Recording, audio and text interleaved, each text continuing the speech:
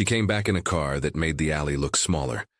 The city had learned to swallow whole neighborhoods and spit out walking shadows. Glass towers leaned in like strangers' palms. Evelyn's car eased down the narrow lane, as if it were a memory with a passenger seat empty at her side. She had a new name taped to the outside of her life, an address that required 3 security clearances, and a silence she had carried for years. She had not counted on the ordinary fact of people still living there. The green door was the first thing that hit her, an old, chipped strip of paint in a neighborhood that had mostly given up on colors. It belonged, in her head, to a house that had taught her how to bake bread with too little flour, to patch a shirt with a scrap of denim, to measure a life by small mercies. Her fingers found the paint without meaning to.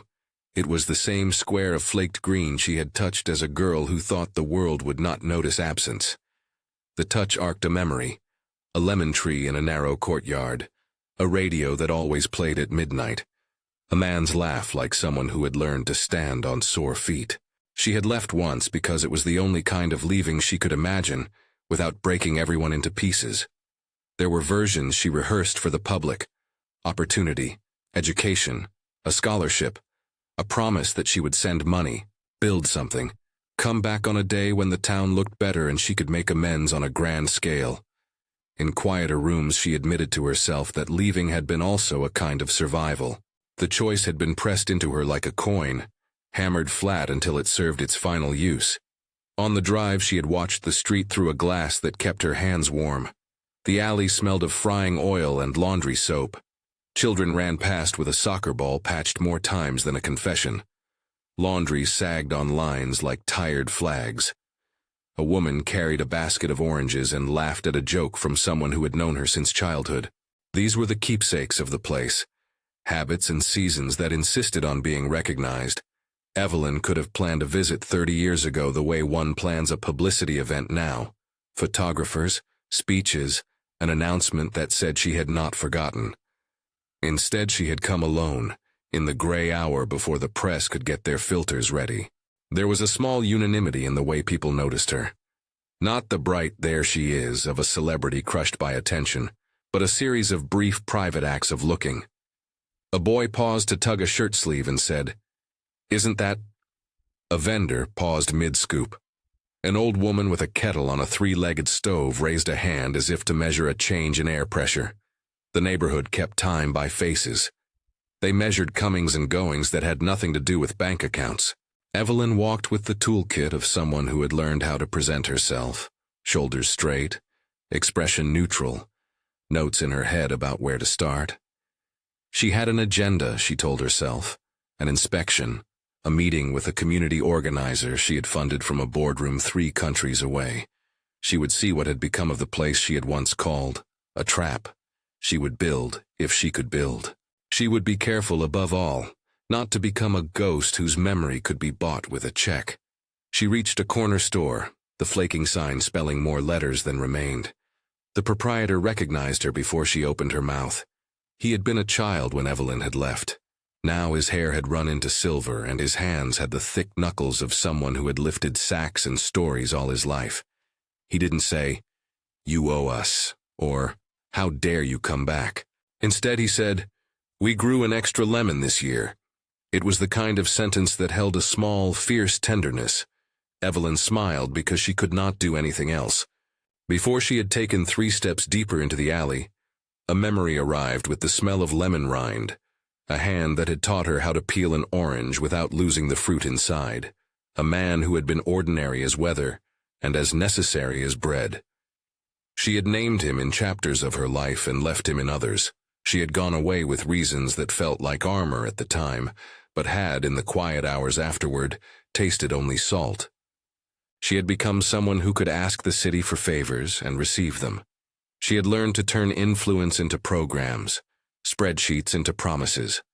But influence was a blunt instrument when faced with the soft reality of a boy learning to thread a needle or an elder who refused to be moved into an institution without a hand on their shoulder.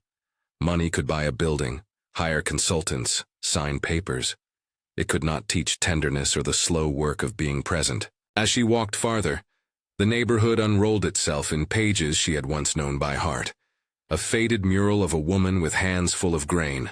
A barber who still kept his shop on the corner, cutting hair the way pianists reuse an old fingering.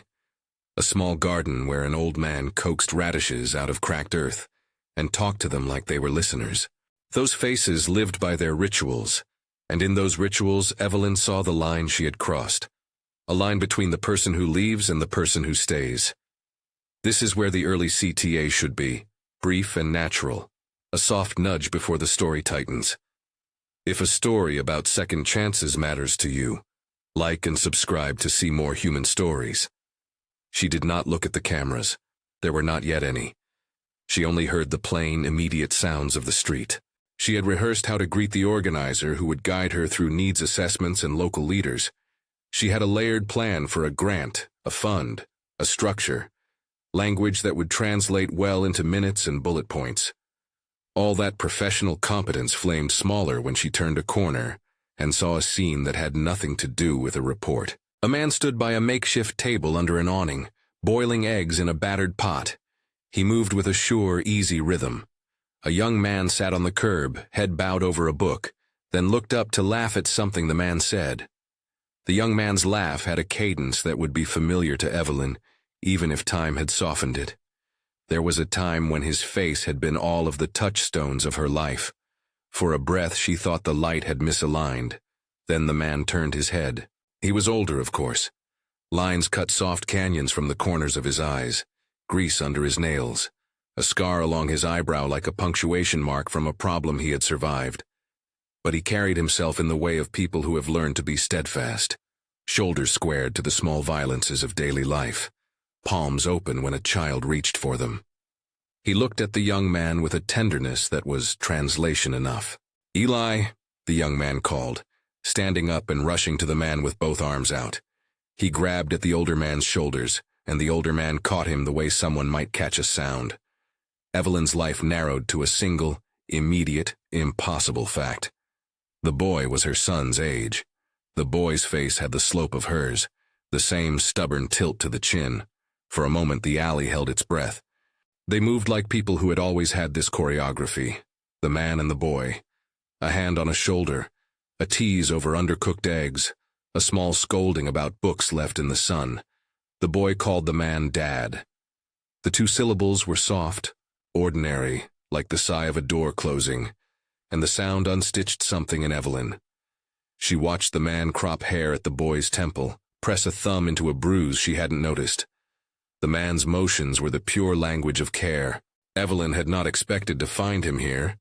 If she had imagined a confrontation, it would have been cinematic, a heated exchange, sobs, a dramatic plea erased by time. Instead, there was dinner being coaxed out of a small pot, and a boy insisting he needed to study, because a scholarship might one day change his life. It was domestic and terrible in its quietness. "Are you all right?" the woman who ran the corner store asked, standing at the threshold of her doorway as if she had been waiting for some framing of the moment. There was no voyeurism in her voice, only an old-fashioned sense that the neighborhood had customs for how to look and how to act. People here were not indifferent. They were the custodians of the past, the ones who would remind you of what you had once promised. For a long time, Evelyn simply stood. She could feel the weight of 3 decades hung across her shoulders like an unnecessary coat. Her heart had grown used to approving decisions. Now it had to approve an apology it had not yet learned how to give. She rehearsed lines in her head. "I am sorry. I did what I thought would save him. I thought absence would keep him safe." All of them sounded like excuses or like contracts meant to obfuscate rather than to mend. She had 1,000 reasons to walk away. The press would condemn a private wrong into public spectacle. Her board would prefer a carefully worded statement to a messy reunion. The last thing she wanted, she told herself, was to be the center of a small town's sorrow. But there was no meaning in leaving at this point. She was here now. The car that had carried her had not reversed course. The green door was a fingertip away. Her hands trembled only slightly when she reached for the gate. A child from 2 houses down kicked a ball too hard and it hit a rusted lid, making a sound that pulled all the actors closer. The young man Eli laughed, and his laugh landed like a bell. For a second, the man's face unguarded, and the world had a geography that could be read. Where kindness had settled, where loyalty had been built out of small things. He noticed Evelyn then, as people in small towns invariably did. One of them looked at the newcomer and then made a calculation about what to say.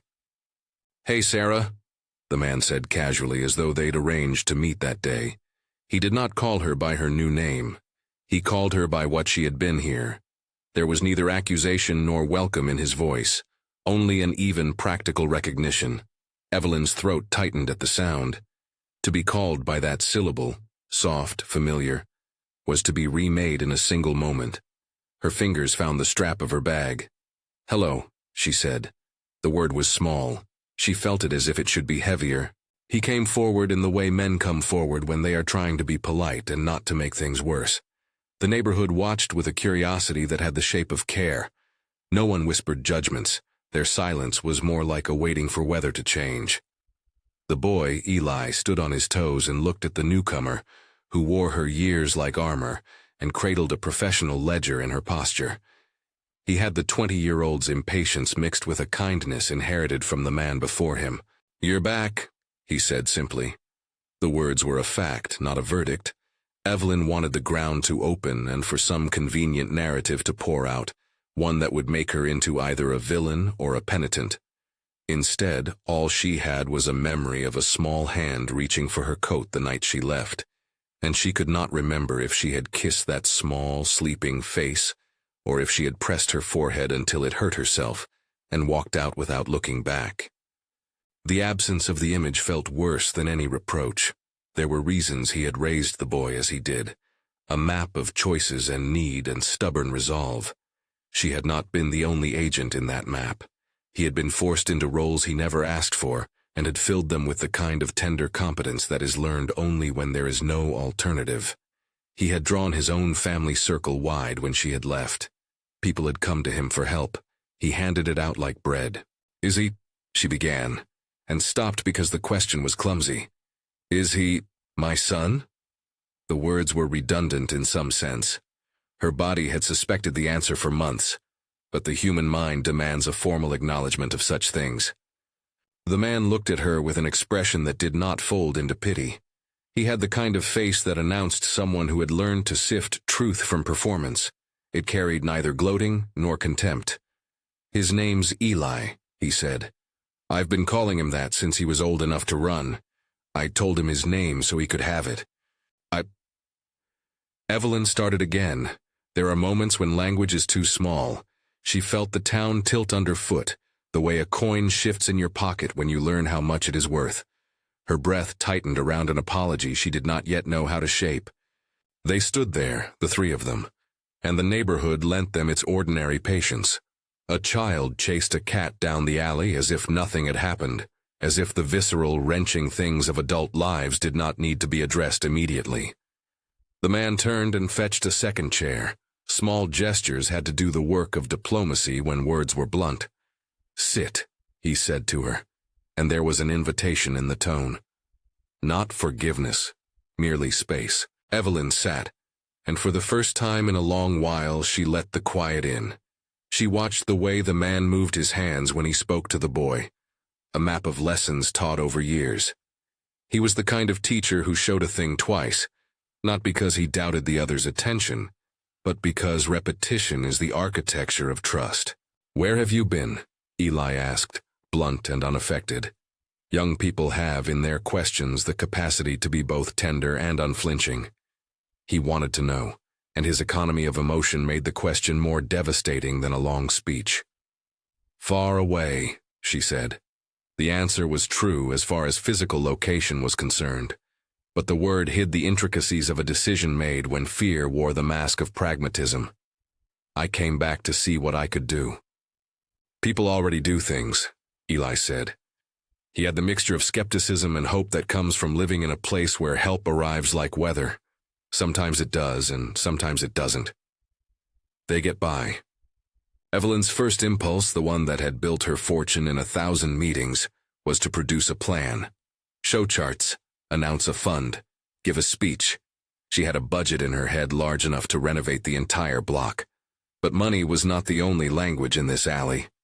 It had its own syntax. Cooking for someone who could not cook. Teaching a child to read in the open air. Wiring a light in a room where people had learned to live with shadows. "Would you like a cup of coffee?" the man asked her. It was the kind of offer that in other lives would have been swallowed by insecurity. She had tasted coffee at the top of buildings where the city looked like a spread of lights. Here, a cup of coffee was an act of inclusion. She accepted. The cup was small and warm in her hands. The taste was too bitter, as if all the mornings of life had been concentrated into one sip. She recollected a time she had once, in the squeeze of a morning leaving, fed a child with a spoon, and did not then decide which act of love to call salvation.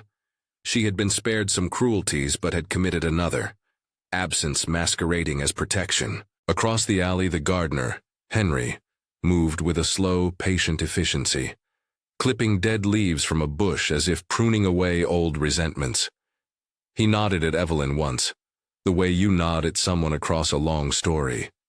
He had been on the periphery of her life once, and now he had the position of witness. He had installed a small fence around seedlings he tended as if they were fragile promises.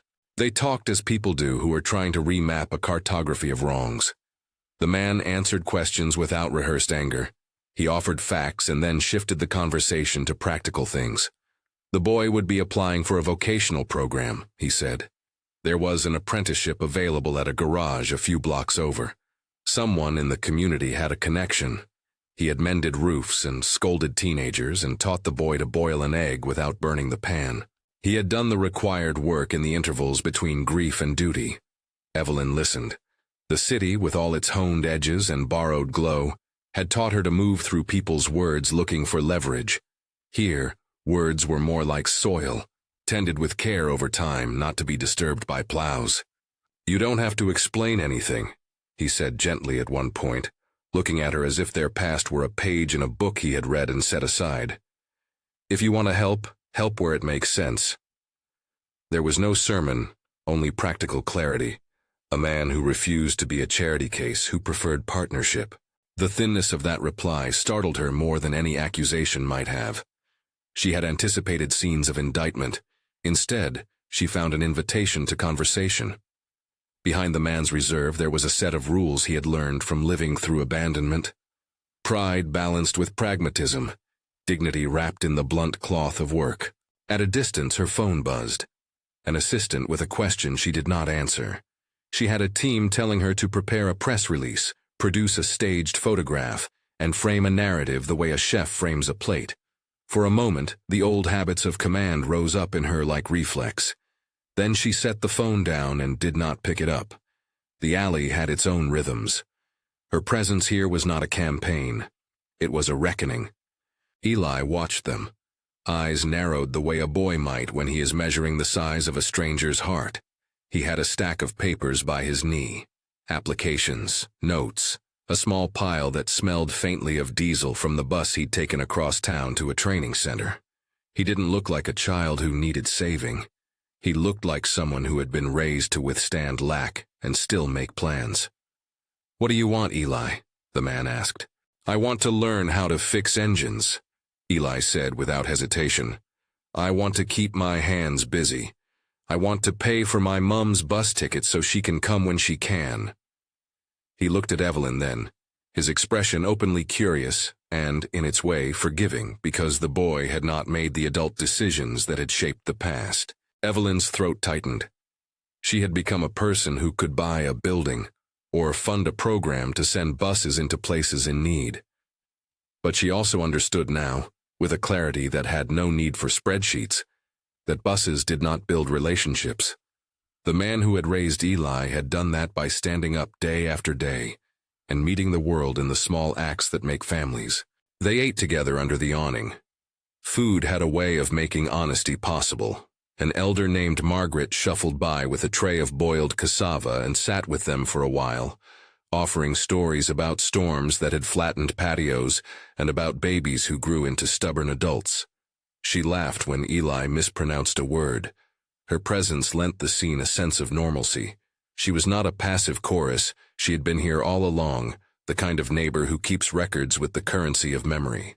"Your suit is different," she observed, slapping her palm lively against her thigh. "But your hands—" She pointed at Evelyn's wrist, at the faint scar under the skin that had been from a childhood kitchen fire. They always had the same knuckles. Evelyn traced the scar with a fingertip as if it could tell her something new. "I didn't expect to see this many familiar faces," she admitted. "I thought people would have left." "Most didn't," Margaret said. "Where would they go? Some people go up, some go away. But the street doesn't always go with them. The street remembers." Memory was a persistence the city could not buy. It kept its own ledger. Evelyn felt each entry as a small ache. After the coffee, they walked together for a few meters down the alley. The man, Adrian, she remembered in a moment that cracked her carefully constructed amnesia, spoke about the practicalities of life in a way that made Evelyn admire him without wanting to be proud of herself. He spoke of the library program for kids, the old woman's dialysis schedule, the hole in the roof of the community center that leaked every rainy season. He used words like "we" and "then," as if mapping progress rather than performing tragedy. "And you?" he asked finally, turning the question toward her in the particular courtesy of someone asking for a person's working components rather than their confessions. "I make sure people can get trained. I start programs, I help fund things," she said, the language of boardrooms spilling out. There was an instinct to present competence, to translate her presence into something measurable. "I thought—" "You thought you could send help without sending yourself," Adrian finished for her. The sentence landed without malice, only a note of fact. He was skilled at making a plain thing seem like the only thing it was. She had once thought she had done the right thing. Pushing her own anguish into a ledger had felt like responsibility. Money had been her attempt at contrition. But the alley taught a different grammar. Contrition required proximity. They paused at the base of a lemon tree pushed into a narrow plot between two houses. Its branches bore a handful of fruits, green and stubborn. When she was young, she had once plucked a lemon and squeezed it between her palms, rubbing zest into the air to make the world smell like dinner. Now she reached out and brushed the leaves. The texture under her fingers was familiar and uncreative, a small lesson in continuity. Eli watched her with interest. He asked what she did, and she replied in the simplest terms she could muster, leaving out the acquisitions and the accolades that had become the scaffolding of her adult life. "I help people get training," she said. "I try to make things last." "And you stayed away to make it," Eli observed. The words were not a rebuke so much as a consideration. Young people cut through layers. They are not yet practiced in the art of obfuscation. Evelyn swallowed. "I thought distance would make my help purer," she said finally, and the sentence sounded like an apology she had spent 30 years composing but had never learned how to deliver. Adrian's response was not a rebuke. He breathed, as if deciding how to make this easy for all of them. "People need you close," he said. "They also need help that lasts." He did not ask her to make herself small. He asked her to make a specific choice. At that moment, a boy from 2 houses down ran up and asked for advice about how to splice a wire. The domestic requests kept arriving in steady, immeasurable waves. Small, urgent, necessary. Evelyn felt the edges of a decision forming in her stomach. She could perform helping, a gesture to soothe the scandal of her absence. Or she could begin the slow work of partnering, of aligning resources to the truth of people's lives. Each sounded plausible until she remembered that her first oldest failure had been to treat people as line items rather than lives. She had come with plans. She had come with the idea to buy a building, to build a center with a name emblazoned across it, and an opening ceremony to be photographed. She had rehearsed how to make amends in a way that would fit a press release. Now, watching the man who had raised her son tie a thread into the next generation's life, she realized the obvious cruelty of staged interventions. They returned a headline, not a home. The street tamed any grand rhetoric into small, workable sentences. The man, Adrian, told her about a hall that had once been used for weddings and now leaked when it rained. He pointed to the roof as if it were an enemy to be negotiated with tools rather than speeches. He asked if she could sponsor the materials, and then train locals to fix it. "We don't want people to think you just dropped a check and left," he added, almost apologetically. Evelyn felt a dizzy relief at the clarity of his request, a project with parameters. A question of stewardship rather than exhibition. She could already imagine the plans: a sustainable roof, a small endowment, apprenticeships run by local tradespeople, a garden tended by Henry and taught to children. It was work, not theater. As the sun folded into the alley's narrow slant, Evelyn found herself listening that way she had once only listened to a ledger's numbers. The ledger now read rows of names. Margaret's suggestion that they teach elders to mend clothes. Henry's note about planting herbs that could be used in a community kitchen. Eli's hope of learning to fix engines so he could offer those services and earn his own way. Each item was a small promise, and in the quiet accumulation of those promises lived something she had never been able to buy: trust. She had to admit, privately, and with the small shame of a person shedding armor, that this was the kind of help she had always wanted to give but had done poorly in the past. In the glossy frames of boardrooms, she had given away money as if it were a bandage. Here, she saw that the wound needed stitches. They agreed for the moment on a small thing: a roof. A practical roof to keep rain out and a kitchen inside where people could cook together and train. No grand renaming, no press conference.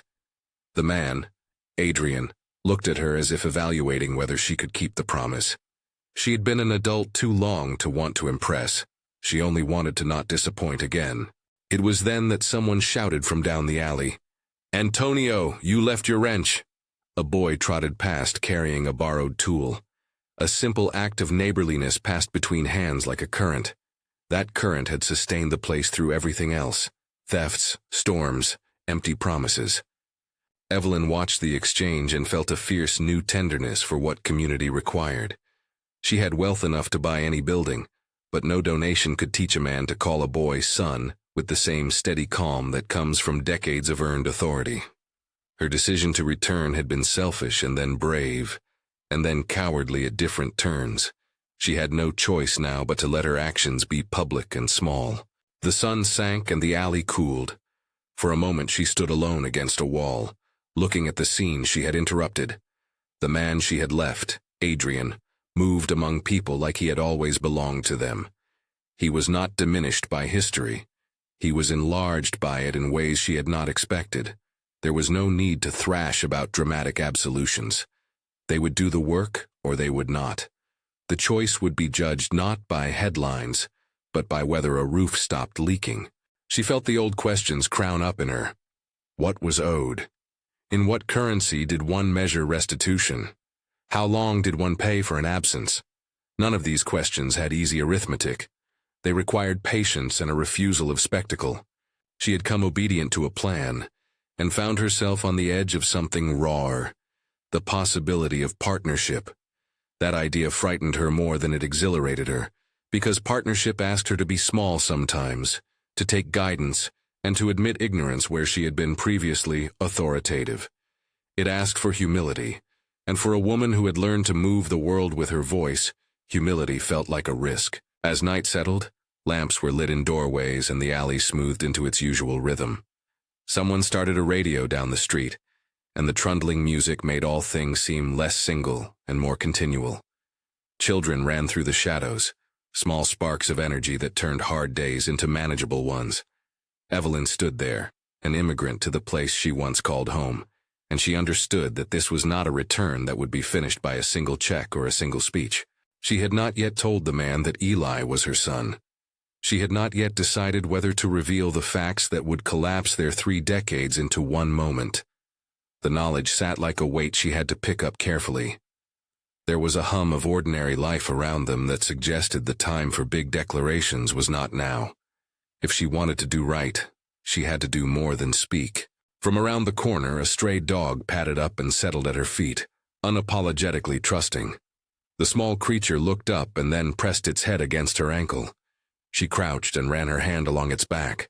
The act was simple, a language of contact she had missed in boardroom handshakes and fireplace speeches.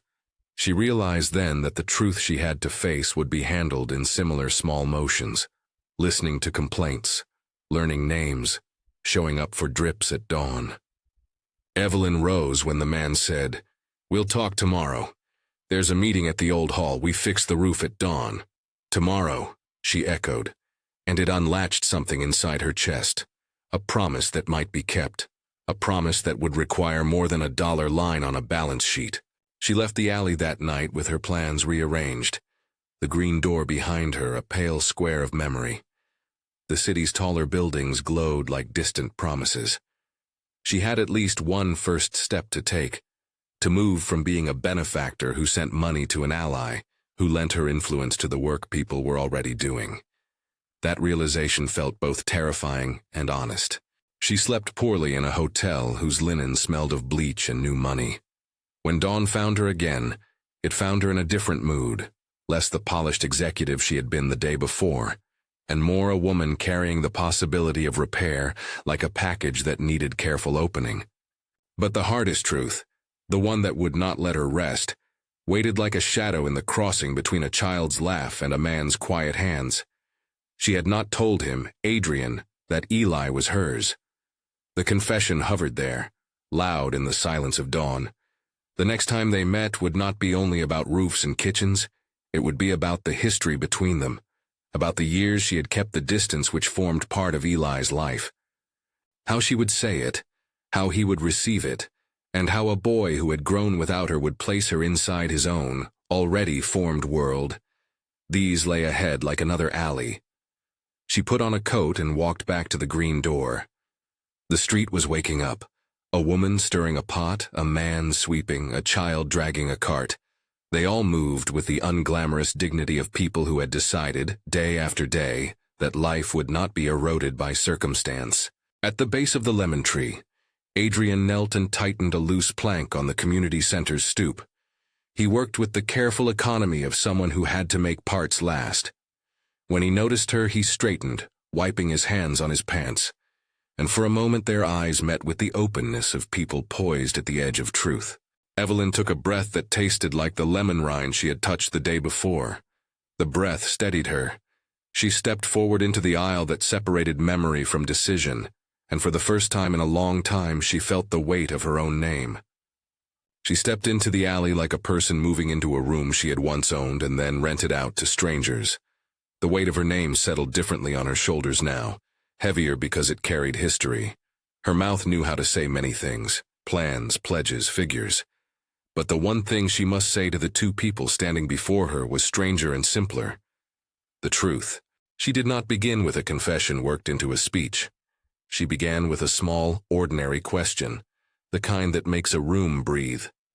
"Do you ever think about what might have happened if I had stayed?" Adrian blinked as if she had opened a window and let in a sharp wind. He had been tightening a screw on an old radio when she spoke. Grease traced a dark map along his fingers. The gesture of his hands, worn, competent, was a kind of honesty he had given the world for years. "Sometimes," he said, "we all have those questions, but we don't always have use for them." Eli, who had been kneeling by a stack of engine parts, looked up with the blunt curiosity of someone not yet accustomed to masking what he felt. He had the face that had once belonged to her, her cheekbones, the stubborn chin. But there were new traces now. Soot on the brow, a determined pin in the jaw, a caution learned from being grown without a parent's predictable presence. Evelyn's next words were the ones she had avoided in boardrooms and quiet hotel rooms alike. She could not practice them in a mirror without crumpling. She simply said, "He's my son." The air rearranged itself. It did not crack into drama.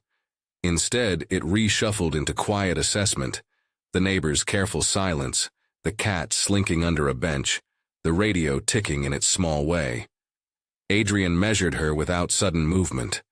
The moment had neither the theater she feared nor the absolution she hoped for. "Your son," he repeated, tasting the words like a man checking a new tool. His voice neither faltered nor raised. "Eli is my name," Eli supplied, because the matter-of-fact way of children often disarms heavier feelings. He met her gaze without melodrama.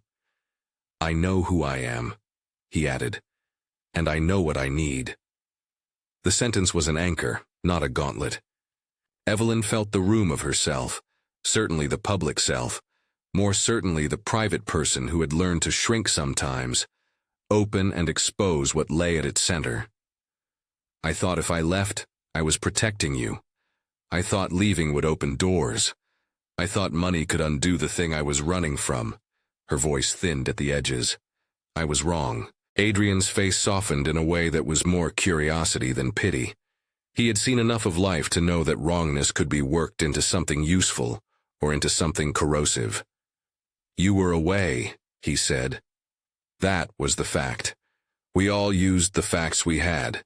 Eli grew on what we could give him.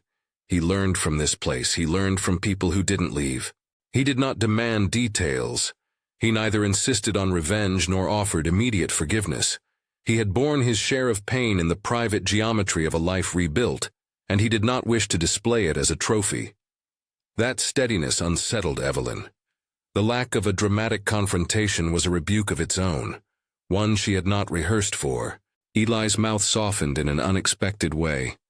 I don't know if I want to call you Mum today, he said, steady and honest. Maybe someday. Right now I just want to know you didn't come to tell people you fixed everything. The words carried no luxury of anger, only an immediate refusal to be hurried. That's fair, Evelyn managed. I didn't come here to be fixed, Eli. I came because I want to be part of what keeps this place from falling apart. I came because She stopped. What would sound like atonement and not like a bargain? She thought of money, so easy to wield, and of the slow work of sitting at a table in the same chair for months until trust settled like dust. I want to help the way you and your neighbors say help works. Adrian folded his arms as if testing whether a bridge would hold. Help that makes people the doers of their own help, he said. Not help that makes people the recipients in front of a camera. Evelyn nodded.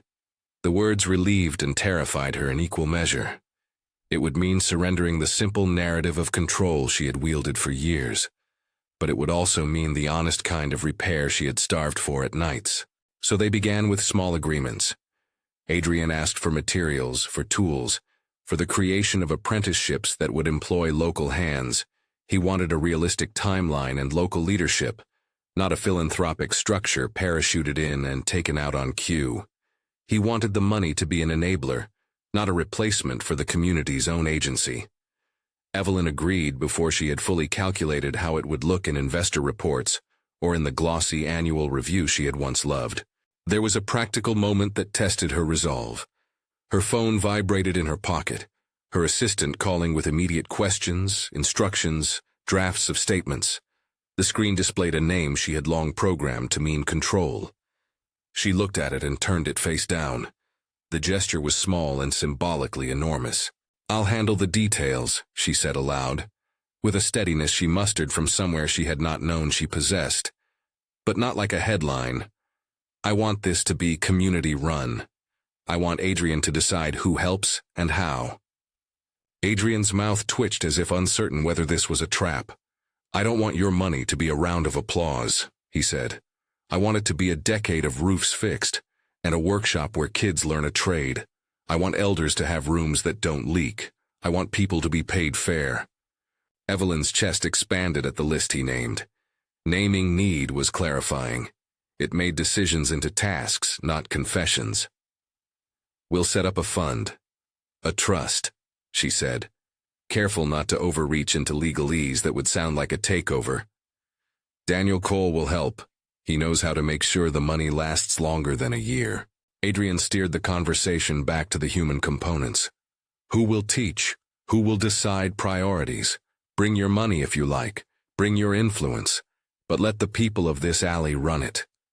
It was a requirement that would rearrange the contours of what Evelyn understood as help. She had to submit to a less absolute role, a partner who lent resources and listened. She accepted.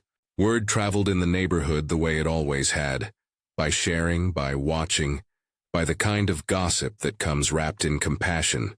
Some were skeptical. A man who ran a locksmith's stall muttered about promises made and forgotten. An older woman named Margaret, who had the habit of speaking truths like condiments, too much and then more, clapped her hands and shook her head as if delighted to be proven wrong. She's come to stay, Margaret said to anyone who would hear. Or at least that's what I hope. If she wants to help, then she can help us teach everyone that a hand is a thing you keep. Evelyn walked the alley with a different gait now. She asked questions she had never asked before. How many beds in the elder rooms?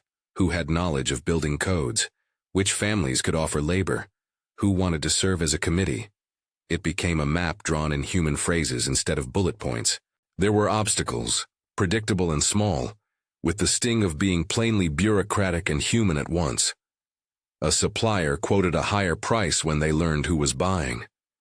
A municipal inspector asked for permits that took longer than expected.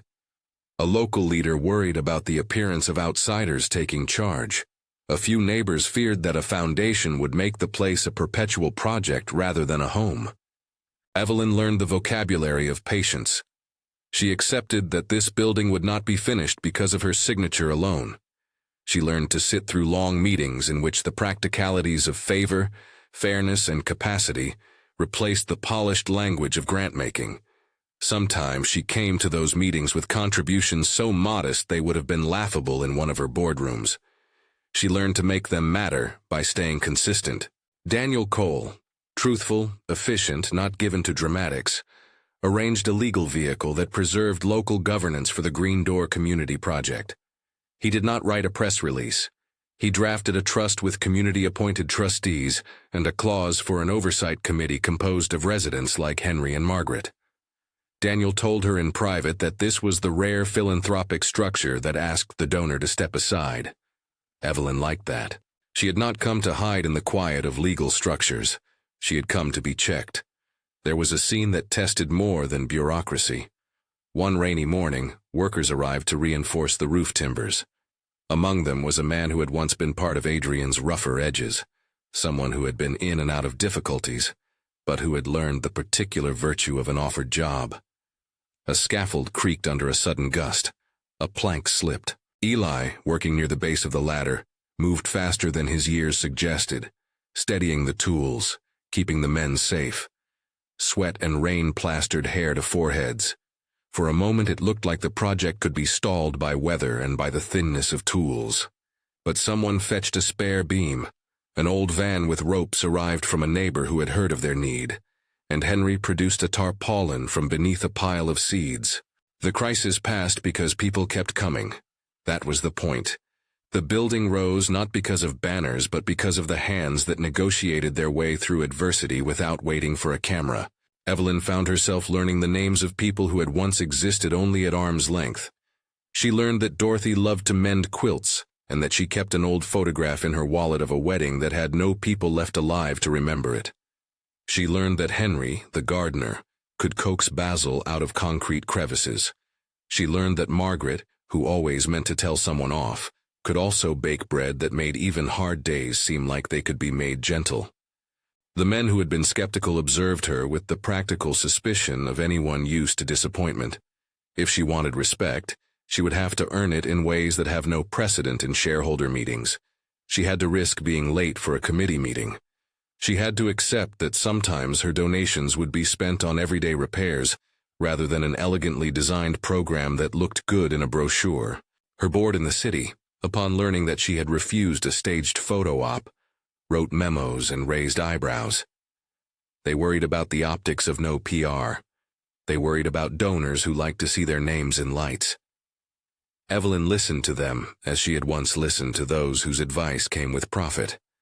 She explained quietly why she would not approve a campaign that made the alley into a stage. She told them the truth. This work was a long game, and it did not belong to them. At first, Eli's relationship with his mother was composed of brief, awkward encounters. He neither avoided her completely, nor embraced her as if the past could be smoothed over. He needed space and respect, both of which Evelyn had to learn how to give. She attended his apprenticeship days. She brought him small things without making them into spectacle. A set of better wrenches when he had exhausted the old ones. A pair of gloves that fit his hands. A thermos for morning tea. There was one afternoon when she crawled under a motor with him and learned how to hand him the right bolt without speaking. He showed her how to spot a worn bearing by touch. At the end of the shift, his palm was black and his smile was unstudied. "You don't have to watch me like a statistic," he said, wiping grease from his cheek. "Just let me be good at this." She realized with a quiet joy that this was the form of nurture he needed. Presence that did not attempt to purchase affection, and respect that did not demand performance. She began to measure her progress by whether Eli would ask for her help, and whether he would accept it without a long ledger to settle afterward. Adrian, for his part, accepted a role that was not easy to define. Leader, father of the boy she had left, man of the alley. He refused an offer to be a figurehead, and instead insisted on being the project's foreman and moral auditor.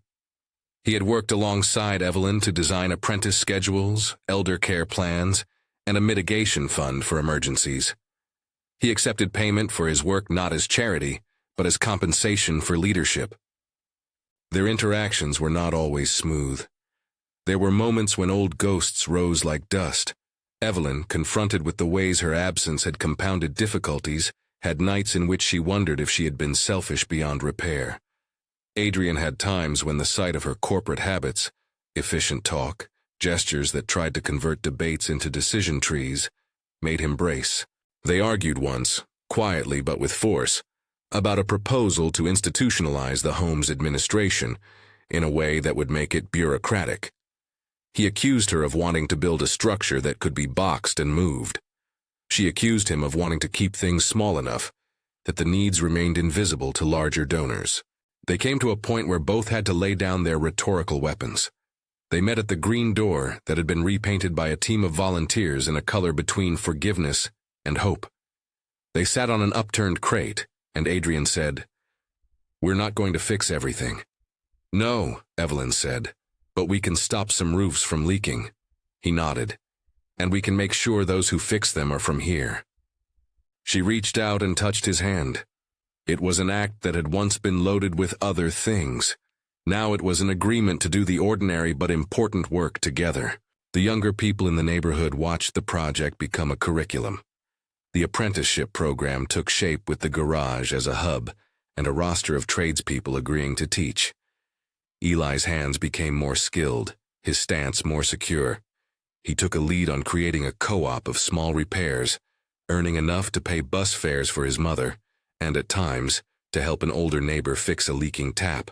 The elders, who once feared institutionalization would be a removal from dignity, found rooms that were simple and clean, beds with fresh sheets, and a schedule that allowed participation in daily life. One of the most solemn days in the project's first months arrived, when they moved in an elderly woman named Rosa. She had been living with a niece who worked 2 jobs and could not always provide the attention Rosa needed. The daughter of the street, Rosa, wore a headscarf and had hands as soft as folded paper from years of scrubbing and sweeping. When she entered her room at the green door house, she ran her palm along the painted wall and whispered, "Home."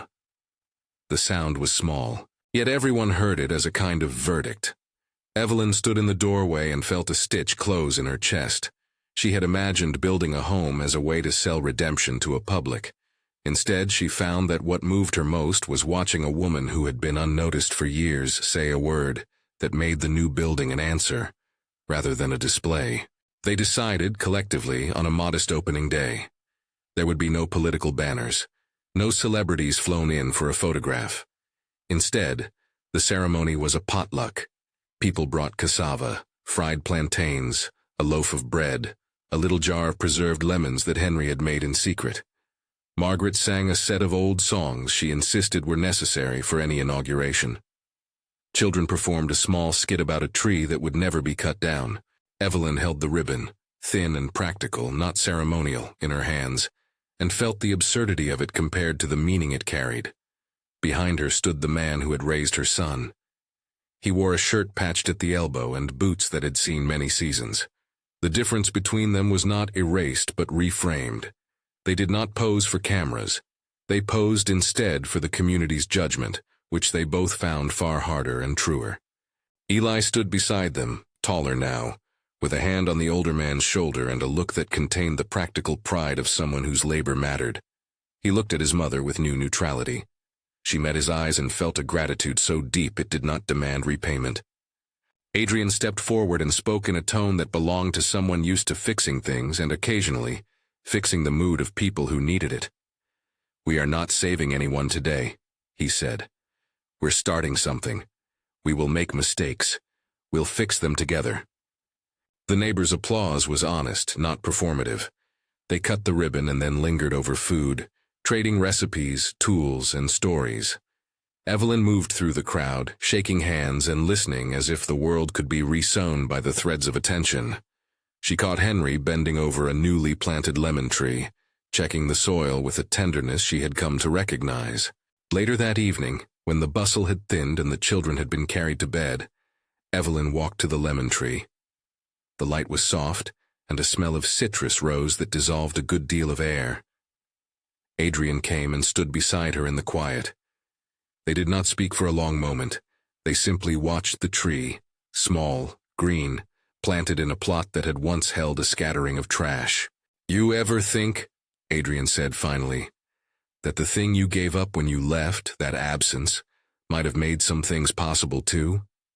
Evelyn thought about the professional doors opening because she left, about networks and degrees and encounters that had never otherwise occurred. She thought, too, of nights when loneliness had narrowed her to a fine edge. "Possibly," she admitted, "but that doesn't make the leaving right." He agreed. "No, it doesn't." He turned to her with a look that was neither forgiving nor resentful, only accepting. "You came back," he said. "You stayed. That's a start." She breathed in and wrapped her hands around the trunk of the young tree, as if feeling the pulse of something that could outlast either of them. "I will keep paying," she said simply, "but not for the headlines, for roofs and classes, and for a fund that will pay for replacements when things break, for apprenticeships, for elders who can't fend for themselves, for the people who already know how to fix the place." Adrian's laugh was soft. "You're learning philanthropic poetry," he said. "Slowly," she answered. The days that followed were busy in that satisfying, excruciating way that meaningful work is. They established committees, they argued, they hired a nurse for the elder wing who arrived from a nearby town and fell in love with the place's stubborn kindness. They found a retired carpenter who could teach young men like Eli the fine, patient craft of joinery. They held evening classes for basic literacy. They started a small savings pool so a widow could buy a sewing machine. Not everything was smooth. There were setbacks. A donor backed out at a crucial moment, citing shifting priorities. A storm ripped a tarp and left an unfinished wall vulnerable. Someone stole a set of tools meant for apprentices. Evelyn's old network suggested more complex financial vehicles that would have required ceding control to remote trustees. Each time the project hit a snag, the community convened and found a way forward. They organized a fundraiser with a modest bake sale. Henry and Margaret prepared jars of preserved lemons and sun-dried herbs. They found new ways to trade services for labor. They learned gradually to be inventive and to rely less on the illusion that money solves everything. Eli's relationship with his mother did not become a fairy tale. It grew in fits and starts, in acts that were more ordinary than dramatic. She sat with him while he studied car schematics late at night. She bought a book about engines and left it on his workbench with a note that said only, "Learn what you love." He left her a coffee in the morning and sometimes a half-finished poem he scribbled when sleep wouldn't come. He did not rush to call her Mum. He called her by her given name at first and then, over months, began to call her something softer. There was one night when Eli crawled into the small back office and found his mother looking at an old photograph. The one with the green door behind a young couple and a baby asleep in a sling. He sat down beside her without word and let the silence be itself. After some minutes, he said, "I looked for you. I didn't know whether to hate that you left or to be grateful for what you gave." He made no demand. He simply put his ledger of feeling on the table. Evelyn had no tidy answer, only the slow explanation that turned into confession and then into promise. "I thought I was sparing you pain," she said, "but I didn't know what you needed. I'm trying to learn." They leaned into the awkwardness of being human together. It was the most honest movement between them. Months became seasons. The Green Door House functioned as more than a building. It became a place where people dropped in and sometimes stayed for years. The elder wing had a small herb garden that Henry tended, which doubled as therapy. Workshops taught trades that meant work rather than charity. The standard of living in the immediate neighborhood improved in modest, meaningful ways. Children had a place to study with light at night. Families who had once chosen to leave the neighborhood to get opportunities now found that some opportunities appeared locally. Evelyn watched all of it without wanting to turn it into trophies. She had never sought praise for this work, yet sometimes she felt the old hunger for validation creep up uninvited. When that happened, she went to the workshops and asked practical questions. She learned how to mix mortar. She painted a window frame with dirt on her knees. The physical exertion did something to her habit of thinking in far distances. It rooted her in near work. People changed in ways that were not spectacular but that were deep. Adrian's laugh, once sparing, returned with a little more frequency. Eli matured into a man whose hands knew both the mechanics of engines and the small diplomacy of community life. Henry's garden won a small contest in a neighboring district for urban gardens. Margaret finally got a quilt frame sturdy enough for her work. She taught a weekly group where women sewed and shared gossip like currency. There were times when Evelyn visited her corporate offices to deal with necessary business, and found herself moving through marble halls that felt smaller than the alley she now loved. She would stand at a conference window and watch traffic move like an overeager shoal of fish, and then think of a woman at Green Door sharing a pot of cassava. The contrast no longer made her ashamed in the theatrical sense. It made her careful. Her board eventually began to notice the durability of the program. Donations came from modest philanthropists who wanted real partnerships, not photo ops. A small foundation matched her endowment, on the condition that the community governance structure stayed intact. Daniel Cole sent a short note congratulating them for choosing patience over spectacle. But the success that mattered to Evelyn was quieter. A neighbor who had once been skeptical now sat on the steering committee. A boy who had been on the brink of leaving found work at the new co-op. Years later, the alley looked different in ways both obvious and subtle. The Green Door still had chips. The neighborhood had never pretended to be shiny, but a new coat of paint had brightened it. The lemon tree had grown broader, and its fruit found its way into many jars around the community. The roof of the old hall no longer leaked. The Green Door House's sign, simple and crafted by a local carpenter, hung steady over the entrance. On a mild morning, with birds arguing in the eaves, Evelyn stood by the doorway and watched a procession. An elder who liked to walk with a cane, a group of teenagers laughing, a woman she had once known as a neighbor, and now called a partner. Adrian came up beside her and put an arm over her shoulder. Not a possessive move, but a gesture of shared fatigue and shared pride. Eli walked by, and without thinking tucked his hand into Evelyn's. She did not take it as ownership, but as acceptance. They all stood and watched the alley hum like a living thing. Evelyn felt the years she had spent avoiding certain truths compress into a single, clean moment. She had made mistakes that could not be fully undone. She had also shown up in ways that had mattered. The ledger of her life had been rewritten, not by erasing entries but by adding new pages filled with daily service. It is worth noting that not every family mended without scars. There were old friends who never reconciled, relatives who could not forgive her for reasons Evelyn could not steep into understanding. The story was not a tidy redemption arc. It was an honest, messy human life finding new calibrations. One afternoon, a boy who had once been a neighbor, now a man who had learned to read and to fix roofs, knocked on Evelyn's small office door. He had a question, not about funding, but about whether she had any advice for someone who was about to go into a difficult conversation with an older sibling. She listened, and then, without offering solutions, offered what she had learned. Show up. Bring your hands. Don't expect absolution overnight. That counsel was the shape of all that she had become. She had initially come thinking her money would be the main thing she brought. She learned that being present, being patient, and giving people the authority to steward their own lives were worth more than any check. In the evenings, when the light softened to the color of fried plantain, she would sometimes sit by the lemon tree and think on the strange economy of life. absence and presence, money and labor, public image and private repair. She would watch Eli leaning over an engine, Henry cradling tender shoots, Margaret telling a story and slapping a knee for emphasis. None of it was perfect. It was, in its daily fidelity, real. A neighbor once asked her, in a tone half teasing and half earnest, what she would name the project if she had to choose a single word. Without hesitation, with the kind of care that had taken years to collect, she answered, home. At the project's 5th anniversary, the Green Door House held a modest celebration. Children performed a poem about a tree that refused to be felled. Margaret baked a cake that had more love than sugar. Adrian and Evelyn spoke, but neither made a show of it. Evelyn spoke about making the choice to be present over making a single grand gesture. Adrian spoke about the dignity of work and the stubbornness of people who keep each other alive. Eli, who had once been wary of public moments, read a passage about engines and how a small wrench, used faithfully, keeps things moving.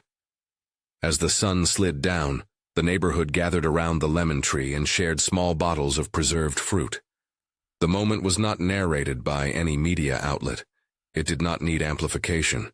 It was recorded in the faces of people who had sat through bad weather and roof repairs.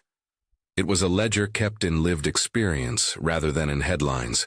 Evelyn sometimes thought of the morning she first touched the chipped green paint and felt like a thief.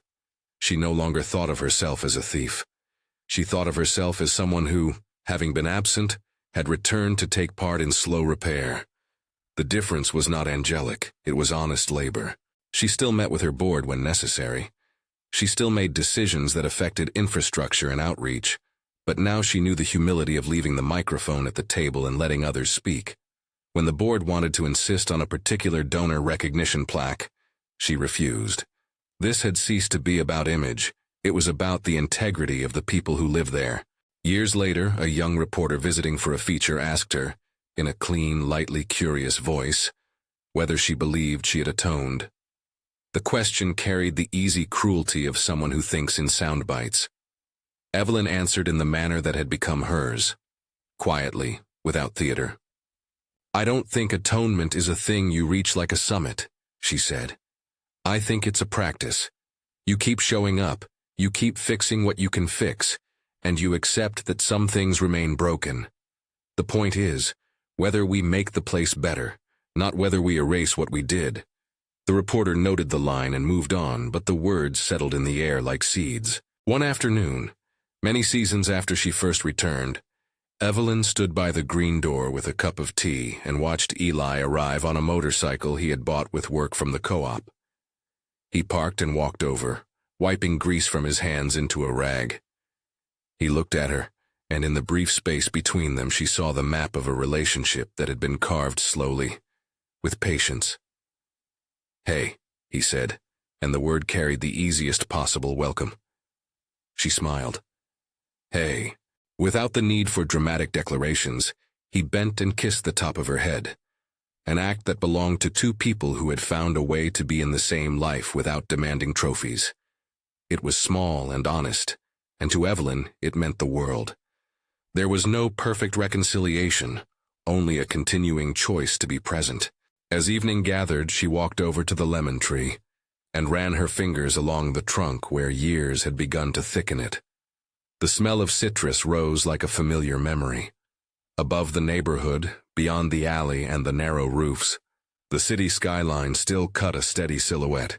It had not changed simply because she had returned. But she had. In her mind, the simplest truth gathered like the light at the edge of the day. A home is more than paint and beams. It was a collection of people who came when called, who bore each other's burdens without counting the cost, who made ordinary mealtimes into rituals of survival. The money she had brought mattered, but it mattered only because it had funded the work that would otherwise have been impossible.